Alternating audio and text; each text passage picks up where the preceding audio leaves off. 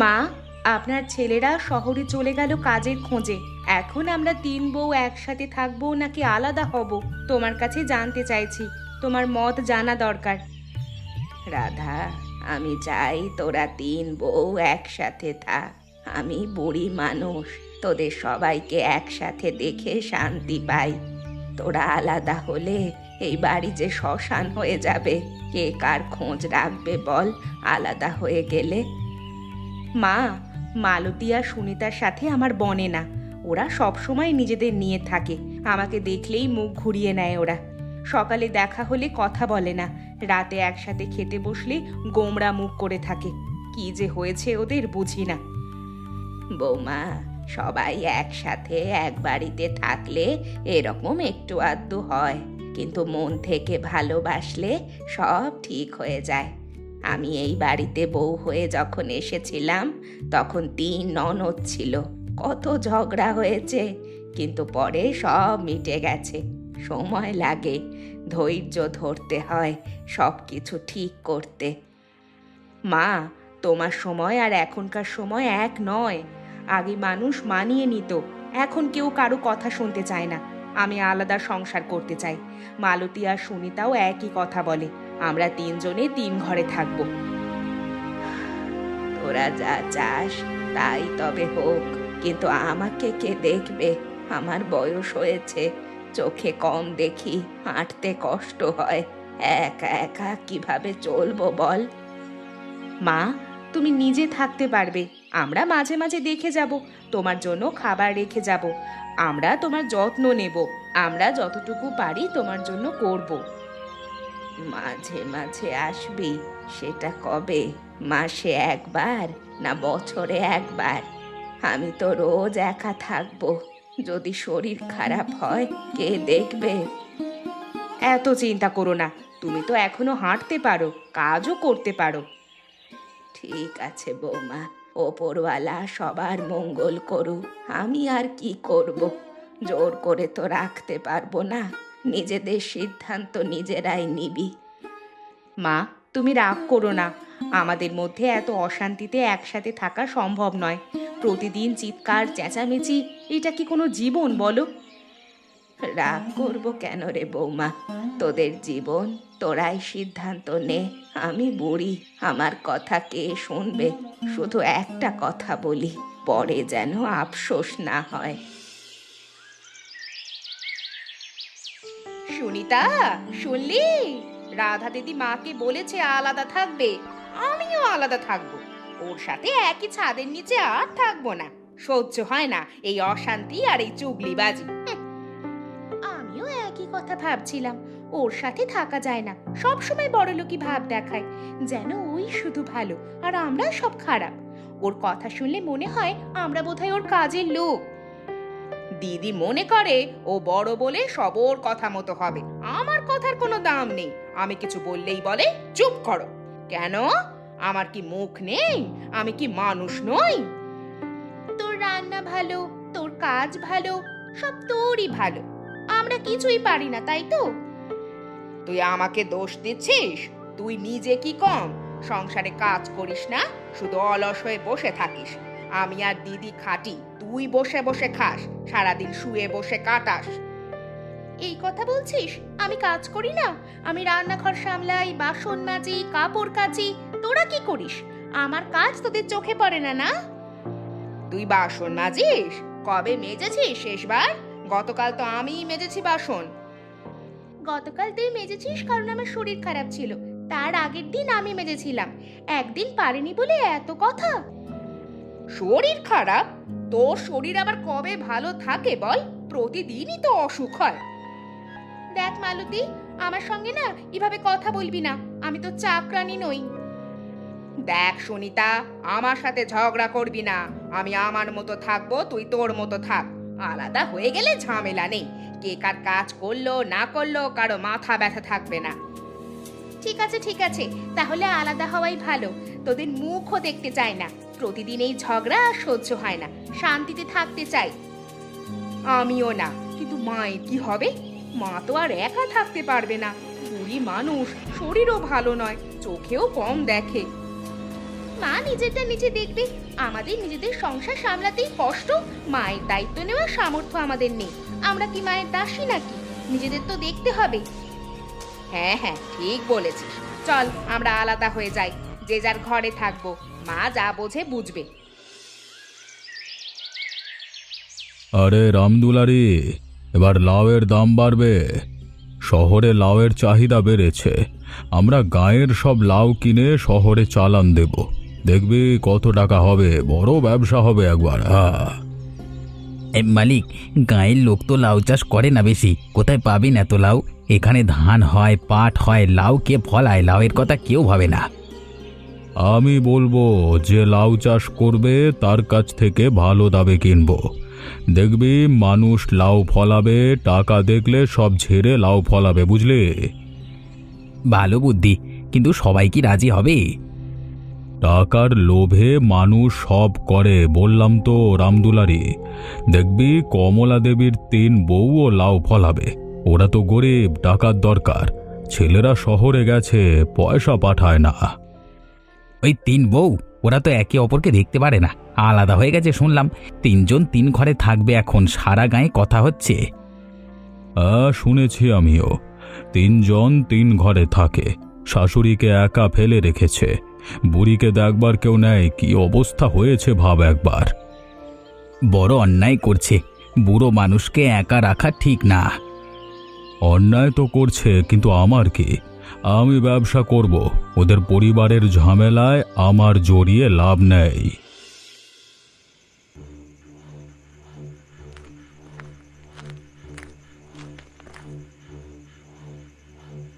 রাধা দিদি, শুনলে মোড়ল লাউ কিনবে বলছে ভালো দামে। তুমি কি লাউ ফলাবে? আমি ভাবছি ফলাবো। ভাবছি, টাকার তো দরকার।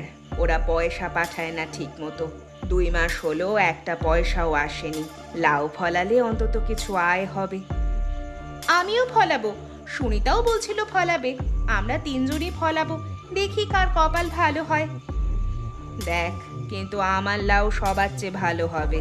আমি জানি কিভাবে গাছের পরিচর্যা করতে হয়। কেন তোমারটাই ভালো হবে কেন? আমার হাতে গাছ ভালো ধরে, আমি যা লাগাই না সব ফলে। দেখা যাবে, প্রতিযোগিতা হোক তাহলে। দেখি কার লাউ সেরা হয়। যার লাউ ভালো হবে সে জিতবে। ঠিক আছে ঠিক আছে, প্রতিযোগিতাই হোক। কিন্তু একটা কথা বলি দিদি, শাশুড়ি মার কথা ভাবছি মাঝে মাঝে। রাতে একা শোই, মনটা খারাপ হয়ে যায় ভাবলে। এখন মায়ের কথা ভাবছিস? তুই তো আলাদা হতে চেয়েছিলি। তুই বলেছিলি মায়ের দায়িত্ব নেওয়ার সামর্থ্য নেই। সব কথা ভুলে গেলি? চেয়েছিলাম, কিন্তু মনে বড় খচখচ করে। রাতে ঘুম আসে না, মায়ের কথা মনে পড়ে। মা কি খেয়েছে, মা কেমন আছে। বুড়ি মানুষ, একা একা কি যে করে। আমারও করে, কিন্তু এখন যা হয়েছে হয়েছে। চল লাউ ফলাই, পরে দেখা যাবে মায়ের কথা। রাধা, তোদের 3 জনের লাউ ফলেছে দেখছি, কিন্তু 3 রকম দেখতে কেন? তোরটা সবুজ, মালতীরটা হালকা সবুজ, সুনিতারটা একটু হলদে। মা, আমার লাউ সবুজ বড়, কিন্তু খেতে গিয়ে দেখলাম তেঁতো। বুঝতে পারছি না কেন এমন হলো। এত যত্ন করলাম, জল দিলাম, সার দিলাম, তবু এমন তেঁতো হয়েছে যে মুখে দেওয়া যায় না। তেঁতো? মাটিতে কিছু গন্ডগোল ছিল হয়তো। অনেক সময় মাটির গুণে লাউ তেঁতো হয়ে যায়। আগে কি ফলানো হয়েছিল ওই জমিতে? মনে নেই মা, কিন্তু এত তেঁতো কেন হলো সে বুঝতে পারছি না। মালতীর লাউ কেমন হয়েছে, ওটা খেয়ে দেখেছিস? মালতীর লাউ অদ্ভুত মিষ্টি স্বাদ হয়েছে। কেউ কোনোদিন এমন লাউ দেখেনি। খেলে মনে হয় গুড় খাচ্ছি। আশ্চর্য ব্যাপার। মিষ্টি লাউ? এটা তো আশ্চর্য ব্যাপার। লাউ তো সাধারণত মিষ্টি হয় না। জীবনেও শুনিনি মিষ্টি লাউয়ের কথা। আর সুনিতার লাউ লেবুর মতো টক হয়েছে। এরকম টক লাউ জীবনে দেখিনি। লাউ কি টক হয় কখনো? 3 রকম লাউ, তেঁতো মিষ্টি টক, এ তো আশ্চর্য ব্যাপার। কিভাবে হলো এসব? মা, আমরাও তো সে বুঝতে পারছি না। একই মাটিতে একই সময় লাগিয়েছি, কিন্তু 3 রকম স্বাদ। এটা ওপরওয়ালার ইচ্ছা হয়তো। মা, মোড়লবাবু এসেছিল দেখতে, আমাদের নিয়ে হাসাহাসি করলো। বললো এসব লাউ কিনবে না কেউ। বললো এগুলো লাউ না, এগুলো আজগুবি জিনিস। খুব অপমান করলো আমাদের।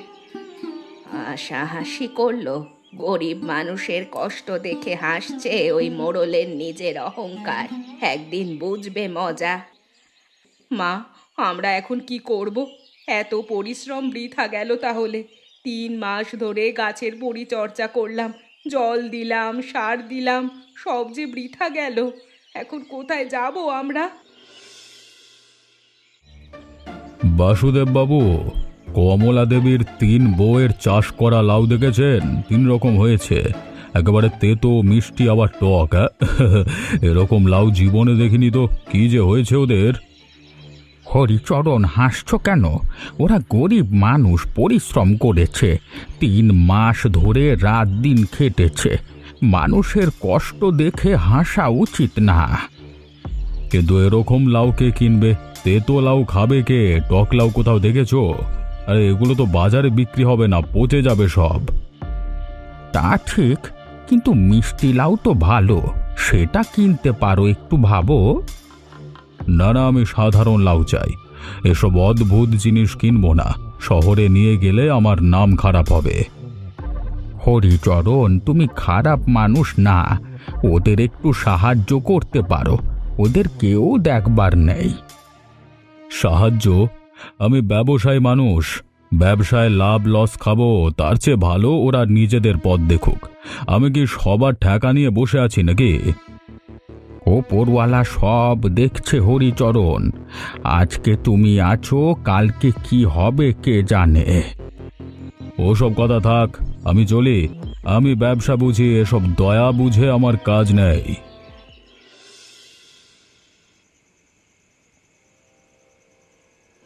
মা, বড় মন খারাপ হচ্ছে, তাই এলাম তোমার কাছে গো। কথা বলার কেউ নেই আজকাল। আয় রে মা, কতদিন পরে এলি। আমার কথা তো কেউ মনে রাখেই না আজকাল। সারাদিন একা একা বসে থাকি, কেউ জিজ্ঞেস অবধি করে না কেমন আছি। কি হয়েছে বল, মুখ ভার দেখছি। কি হয়েছে বৌমা? মা, আমাদের লাউ কেউ কিনছে না। মোড়ল হাসাহাসি করছে, গায়ের লোকও ঠাট্টা করছে। বলছে 3 বোকা বউয়ের 3 রকম লাউ হয়েছে। জানি বৌমা, শুনেছি। খবর আমার কাছেও এসেছে, সব শুনেছি। মা, আমরা এখন কি করব? এত পরিশ্রম করেছি, সব যে বৃথা গেল। 3 মাস ধরে খাটলাম, এখন হাতে কিচ্ছু নেই, আর তো কোনো পথ দেখছি না। বৌমা, কিচ্ছু বৃথা যায়নি। তোদের 3 রকম লাউ দিয়ে অনেক কিছু করা যায়, সেটাই আমি ভাবছি। কি আর করা যাবে মা? কে কিনবে এসব লাউ? তেঁতো টক এসব লাউ কেউ খাবে? শোন বৌমা, তেঁতো লাউ ওষুধের কাজ করবে।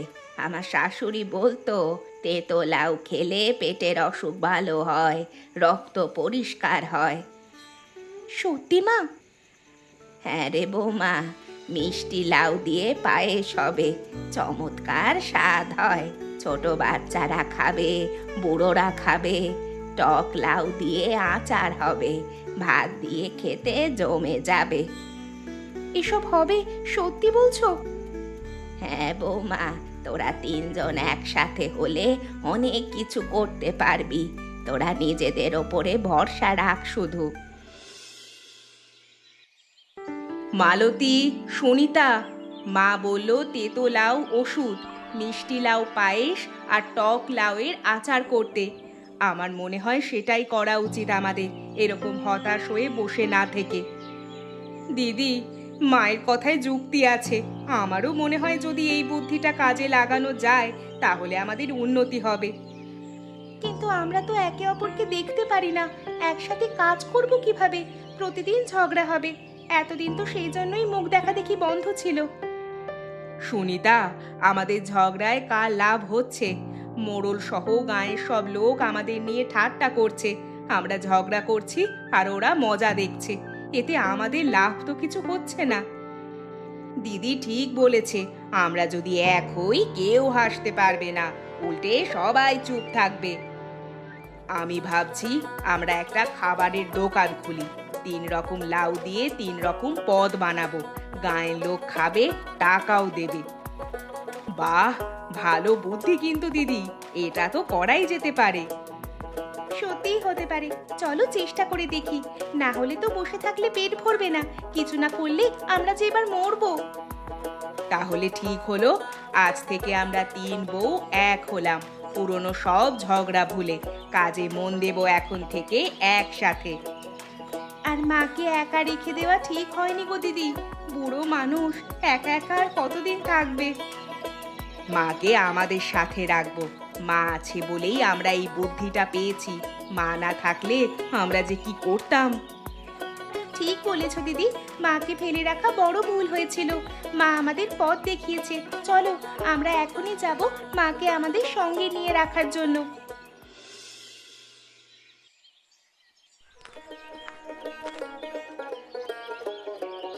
বৌমায়েরা, কি বেচছো তোমরা? কি সুন্দর গন্ধ আসছে, দূর থেকে টের পাচ্ছি। কি রাঁধছো?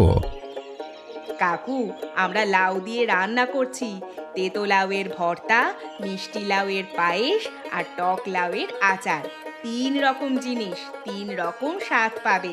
এসো খেয়ে দেখো। 3 রকম লাউ দিয়ে 3 রকম খাবার? বাহ, এটা তো নতুন জিনিস, এরকম তো কোথাও দেখিনি। কে শেখালো তোমাদের? কাকু, আমাদের শাশুড়ি মা শিখিয়েছে, উনিই বুদ্ধি দিয়েছেন। একটু খেয়ে দেখো, ভালো লাগলে অন্যদেরকেও বলবে। আমরা গরিব মানুষ, একটু সাহায্য করো তোমরা সবাই মিলে। দাও দেখি কেমন স্বাদ। এই নাও কাকু, তেতো লাউয়ের ভর্তা, একটু মিষ্টি পায়েস আর একটু টক আচার। সব রকম তোমাকে অল্প অল্প করে দিলাম, ভালো লাগলে আবার দেব। আহা, কি স্বাদ! তেতো লাউয়ের ভর্তা, একটু তেতো, কিন্তু তেতোর মধ্যেও একটা সুন্দর স্বাদ আছে। মিষ্টি পায়েস তো অমৃত মনে হচ্ছে, আর টক খাবারটা আরো বেশি করে খেতে ইচ্ছে করছে। বিশেষ করে এই টক আচার খেয়ে তো আমার জিভে জল চলে আসছে। এরকম আচার জীবনে খাইনি। ভাতের সাথে দিলে 2 বাটি ভাত খেয়ে ফেলা যায়। কাকু, সত্যি ভালো লাগছে তোমার? আমাদের খুশি করতে বলছো না তো? একদম সত্যি বৌমা, এরকম খাবার কোথাও পাইনি এর আগে। আমি সবাইকে বলবো এখানে আসতে, সারা গায়ে প্রচার করব। মিথ্যে বলে আমার কি লাভ? ধন্যবাদ কাকু, তুমি আমাদের প্রথম খদ্দের। তোমাদের একতায় সব সম্ভব হয়েছে বৌমায়েরা। তোমরা আলাদা থাকলে এটা কোনো দিন সম্ভব হতো না। যাই হোক, এখন আমি চলি। হ্যাঁ,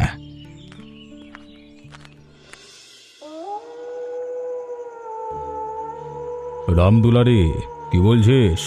3 বউয়ের দোকানে এত লোক যাচ্ছে, এটা কি করে সম্ভব হলো? হ্যাঁ, সারা গায়ের লোক যাচ্ছে।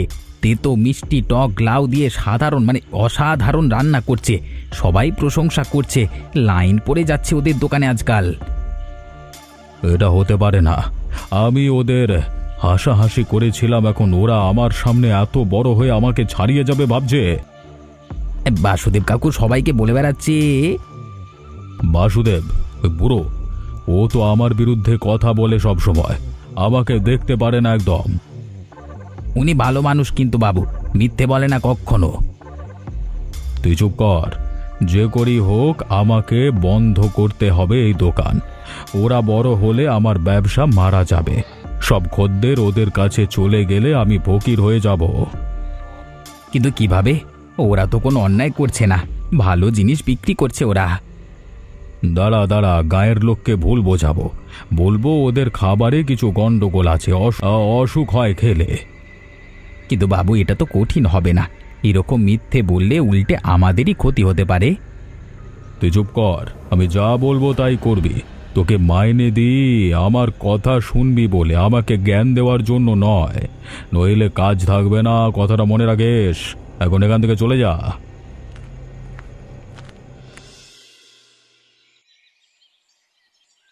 শোনো তোমরা, এ দোকান বন্ধ করতে হবে। এদের খাবারে গন্ডগোল আছে, গায়ের লোক কেউ আসবে না এখানে, খাবার খেলে পেট খারাপ হবে।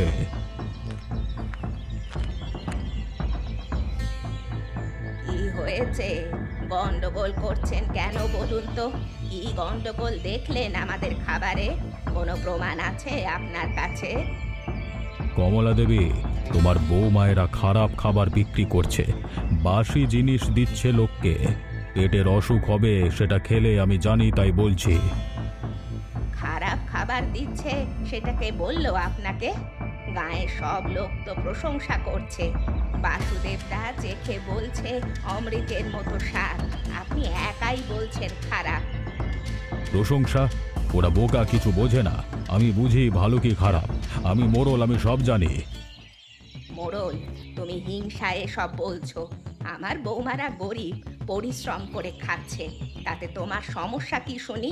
ওদের সাফল্য দেখে তোমার এত হিংসা হচ্ছে কেন? এরা আমার ব্যবসা নষ্ট করছে, আমার খদ্দের কমে যাচ্ছে। তাই বলে মিথ্যা বলে গরিবের ক্ষতি করলে ওপরওয়ালা কিন্তু বিচার করবেন।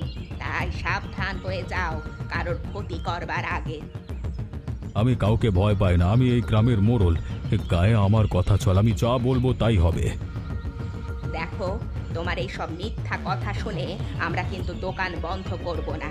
তাই এখান থেকে যাও, নইলে গায়ের লোক ডেকে আমরা দেখিয়ে দেব যে তুমি কেমন মানুষ। তখন সবার সামনে তোমার আসল চেহারাটা বেরিয়ে আসবে। ঠিক আছে, আমিও তোমাদের দেখে নেব কমলা দেবী। তোমার বউ মায়েদের আমি শেষ করব।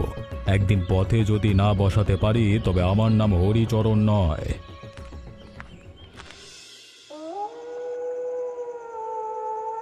মা, তুমি আজ আমাদের বাঁচালে। মোড়লের সামনে দাঁড়িয়ে এতগুলো কথা বললে, আমরা তো ভয়ে কথাই বলতে পারছিলাম না। এভাবেই যতদিন বেঁচে আছি তোদের পাশে থাকবো, কেউ তোদের কিচ্ছু বলতে পারবে না।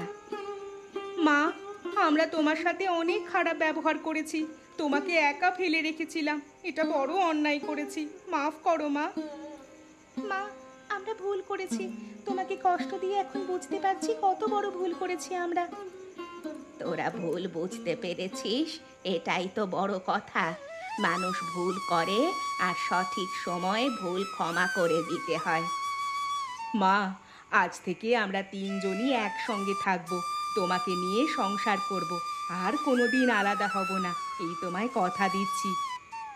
সত্যি বলছিস বৌমা? আলাদা হবি না তো? একদম সত্যি মা, আমরা বুঝতে পেরেছি আলাদা থেকে কিচ্ছু হয় না।